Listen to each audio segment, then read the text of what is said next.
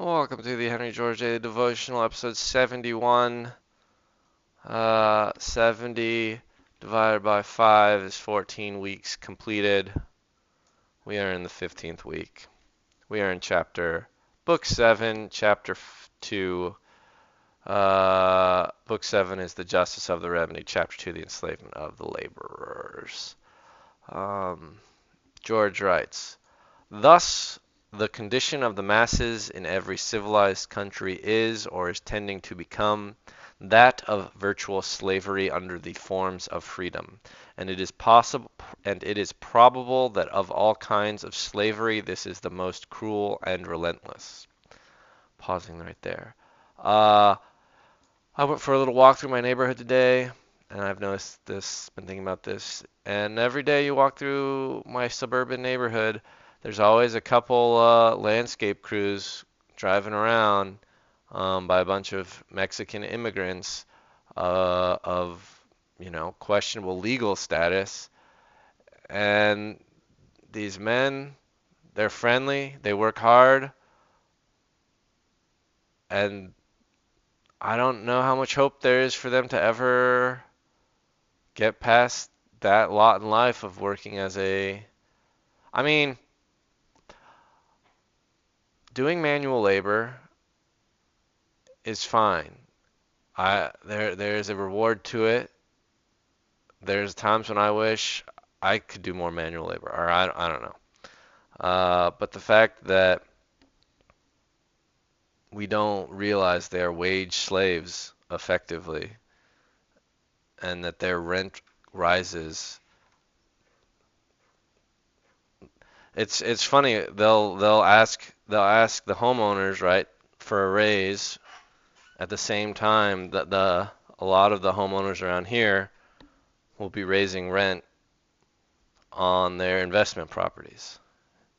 And you just see Georgism played out in real time.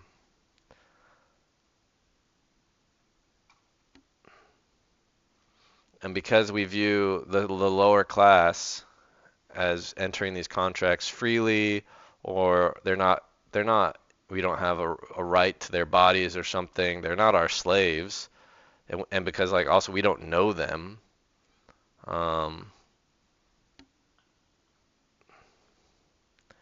we don't view ourselves as partaking in this, or as being active participants in this unjust system of land hoarding. I don't know. For the laborer is robbed of the produce of his labor and compelled to toil for a mere subsistence, but his taskmasters instead of human beings assume the forms of imperious necessities. Those to whom his labor is rendered and from whom his wages are received are often driven in their turn.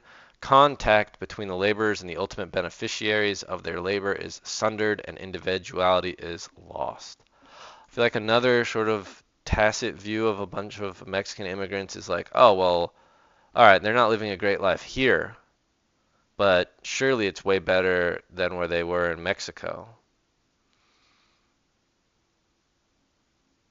And like, in some technical sense, like that might be accurate. But how does that justify, like, just because they happen to be born somewhere else?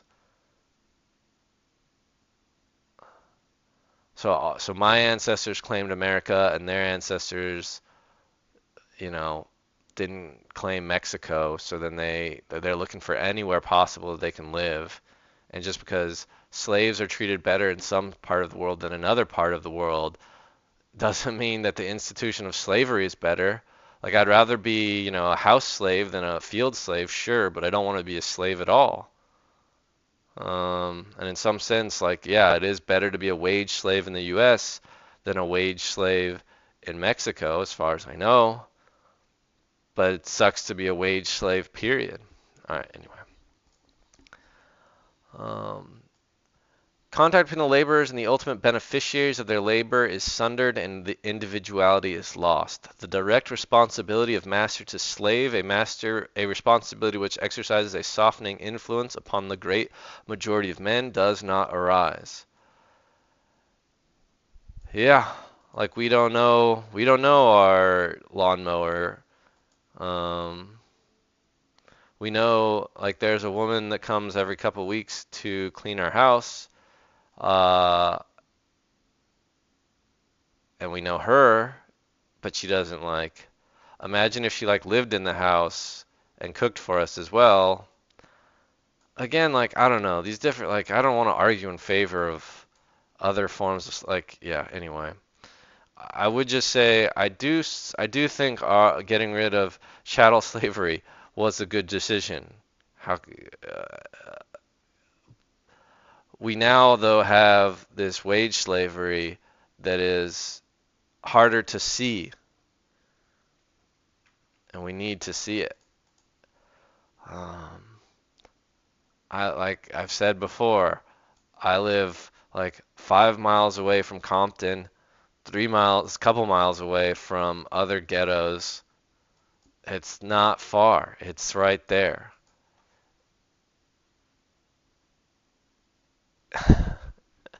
And just because it isn't as, I mean, yeah, I'm sure, yeah, anyway. It is not one human being who seems to drive another to unremitting and ill-requited toil, but the inevitable laws of supply and demand for which no one in particular is responsible.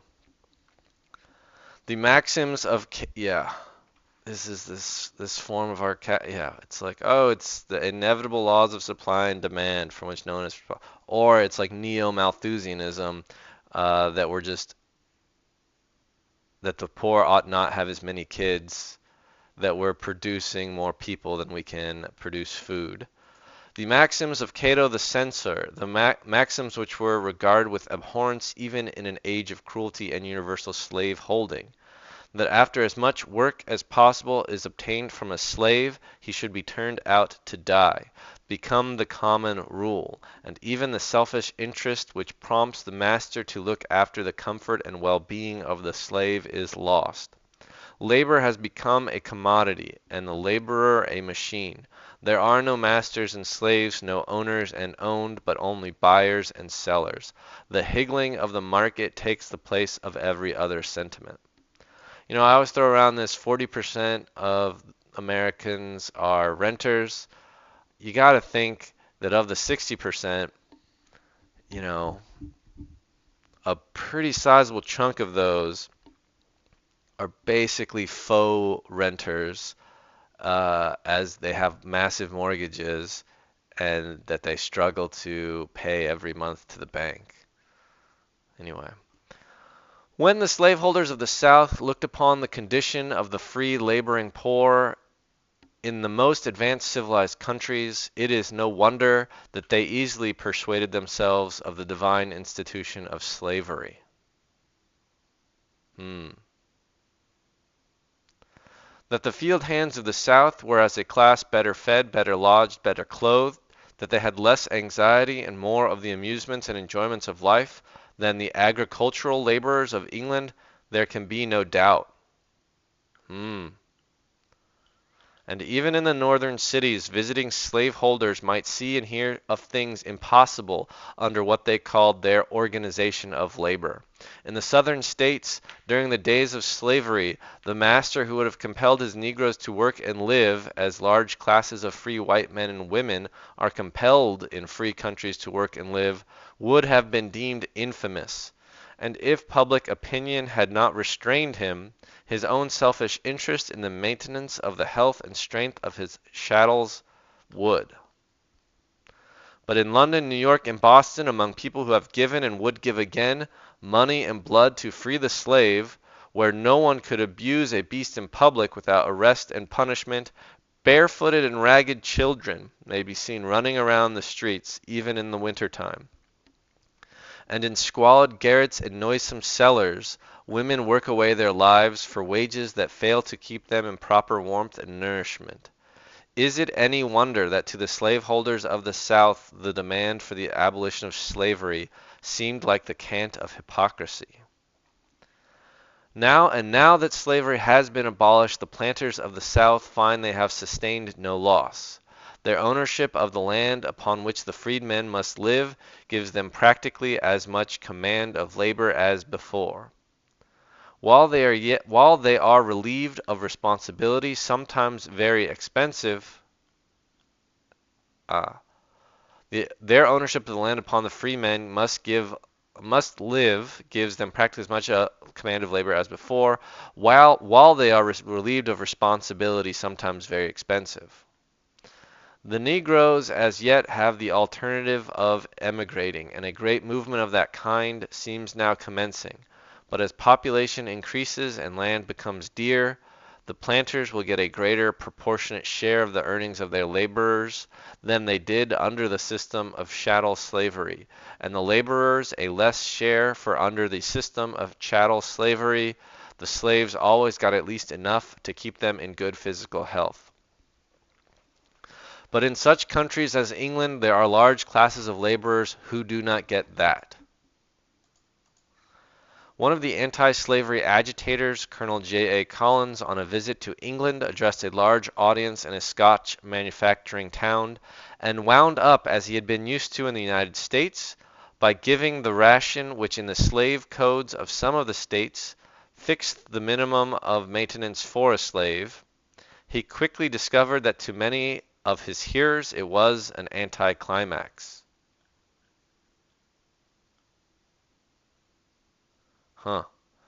So, as I read this, he visits England. He's talking to a bunch of working class people in Scotland,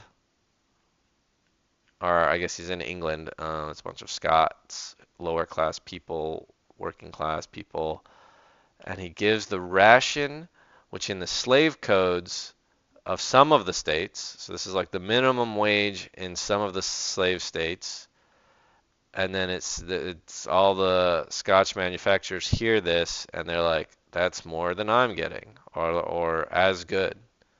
And then they're like, well, I used to be on all about, yeah, supporting the slave movement, but then they're like, maybe not such a big deal.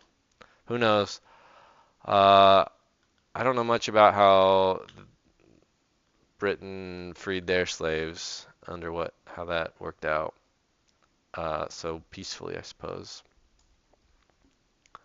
But clearly, they then had all these manufacturers and a lower class that was wage slaves.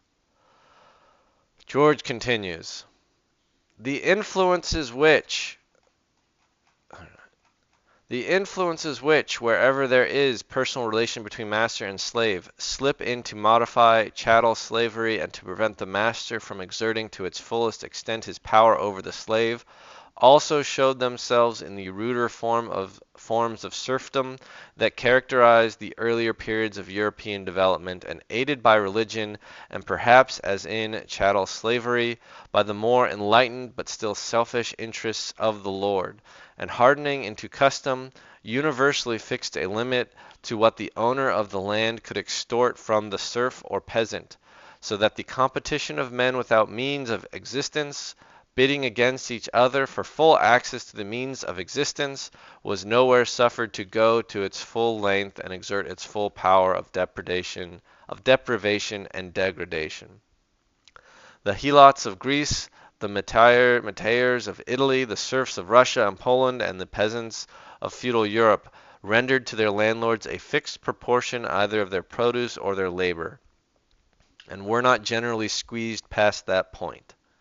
But the influences which thus stepped in to modify the extortive power of land ownership, and which may still be seen on English estates where the landlord and his family deem it their duty to send medicines and comforts to the sick and infirm, and to look after the well-being of their cottagers, just as the Southern planter was accustomed to look after his Negroes, are lost in the more refined and less obvious form which serfdom assumes in the more complicated processes of modern production, which separates so widely and by so many intermediate gradations the individual whose labor is appropriated from him who appropriates it, and makes the relations between the members of the two classes not direct and particular, but indirect and general. How long was this sentence?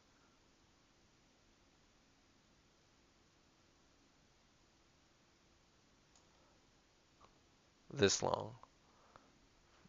Like 10 lines. Um, I mean, this is all sort of repetitive.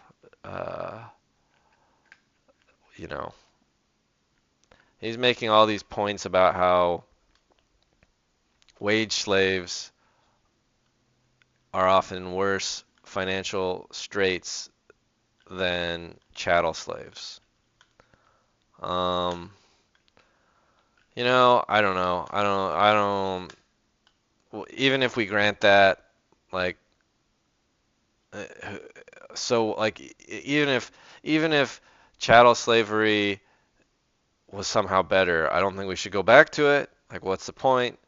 All we need to establish really is that current wage slavery is unjust and vile.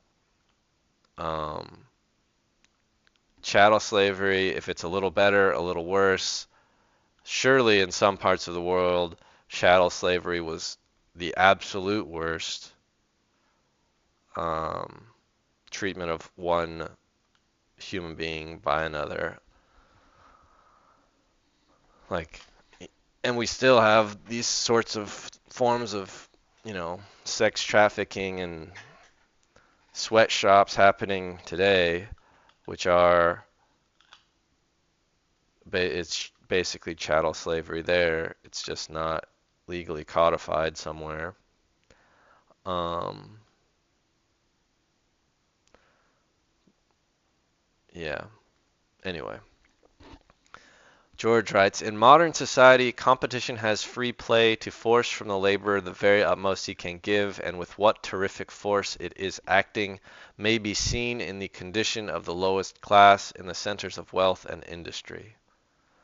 That the condition of this lowest class is not yet more general is to be attributed to the great extent of fertile land which has hitherto been open on this continent, and which has not merely afforded an escape for the increasing population of the older sections of the Union, but has greatly relieved the pressure in Europe. In one country, Ireland, the emigration having been so great as actually to reduce the population. This avenue of relief cannot last forever. It is already fast closing up, and as it closes, the pressure must become harder and harder. Yeah. I mean, go walk around LA, San Francisco, New York, and it's very often not comfortable. Uh, It is not without reason that the wise crow in the Ramayana, the crow Bhushanda, who has lived in every part of the universe and knows all events from the beginnings of time, declares that, though contempt of worldly advantages is necessary to supreme felicity, yet the keenest pain possible is inflicted by extreme poverty. The poverty to which, in advancing civilization, great masses of men are condemned. Is not the freedom from distraction and temptation, which sages have sought and philosophers have praised, it is a degrading and imbruting slavery, that cramps the higher nature, dulls the finer feelings, and drives men by its pain to acts which the brutes would refuse. It is into this helpless, hopeless poverty that crushes manhood and destroys womanhood, that robs even childhood of its innocence and joy, that the working classes are being driven by a force which acts upon them like a resistless and unpitying machine. The Boston collar manufacturer who pays his girl 2 cents an hour may commiserate their condition, but he, as they say, is governed by the law of competition, and cannot pay more and carry on his business, for exchange is not governed by sentiment. And so, through all intermediate gradations, up to those who receive the earnings of labor without return, in the rent of land, it is the inexorable laws of supply and demand, a power with which the individual can no more quarrel or dispute than with the winds and the tides that seem to press down the lower classes into the slavery of want. Uh, yeah, I have a friend who she and her partner had a food truck and then they opened a restaurant business, it lasted a couple of years and then they had to close it. And their big costs were labor, um, and of course then, rent and like utilities. Um, and labor was their biggest cost. I mean, rent was a big chunk, and I would argue bigger than they realize, that, like, the margin of their being able to stay in business, like, was definitely within the uh, I don't know, it was definitely like, if rent were free, they would have been able to keep going, sure, of course. But my point is here, they couldn't even stay alive. So, like, if they had tried to pay their workers more, they just couldn't. Um, you could imagine if they owned that land, they perhaps they could have, and then it would have been out of, in that case, it would have been more out of extractive rent and greed that they would have not paid them more than workers in other places, at higher wage.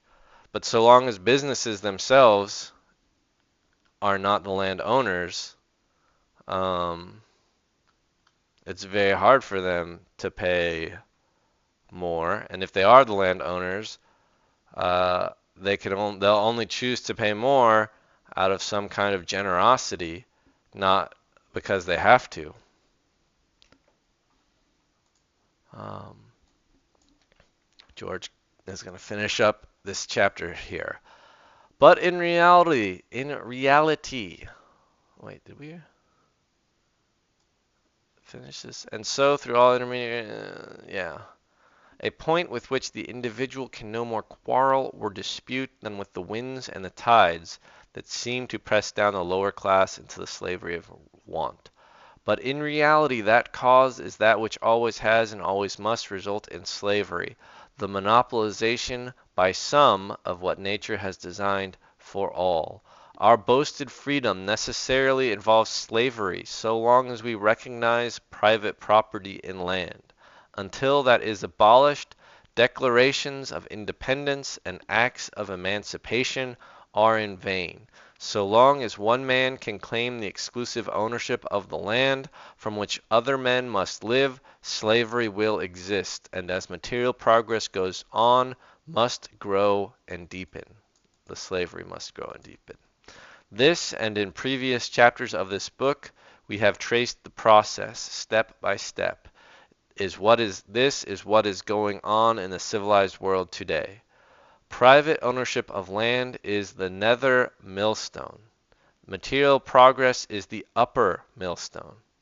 Oh, nether here. So between them, within these two millstones, an increasing pressure, the worker classes are being ground. Whew, hard hitting George.